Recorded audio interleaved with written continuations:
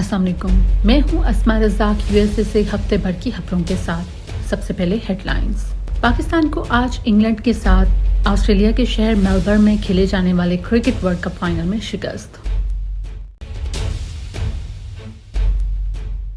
इमरान खान का आज़ादी मार्च जारी और 10वें दिन मार्च लाला मूसा पहुंच गया।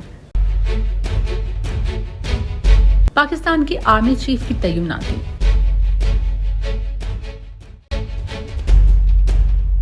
अरशद शरीफ की पोस्टमार्टम रिपोर्ट वालदा को दे दी गई।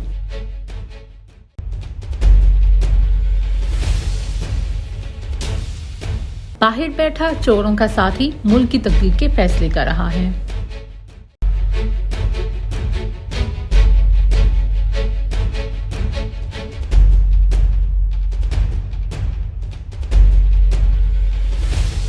खबरों की तफसील। पाकिस्तान और इंग्लैंड का फाइनल वर्ल्ड कप पूरी दुनिया में शायकीन को मुतहर्रिक कर गया।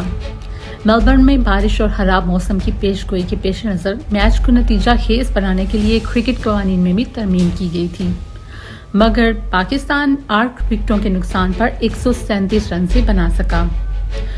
इंग्लैंड ने 5 विकेटों से फतह हासिल की। पीटीआई का आज़ादी मार्च लाला मूसा पहुंच चुका है।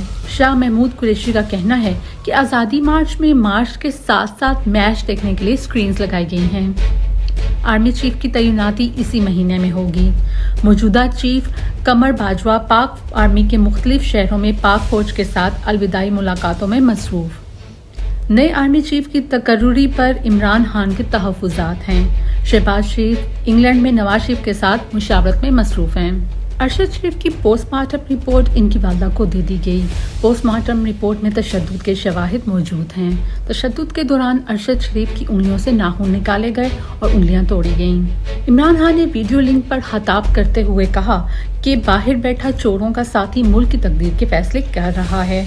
पहले झूठ बोलकर लंदन भागा और अब वही फैसले कर रहा है। इस हफ्ते की अहम खबरों के साथ इतना ही। अगले हफ्ते नई खबरों के साथ दोबारा हाजिर होंगी। देखते रहिए INA न्यूज़।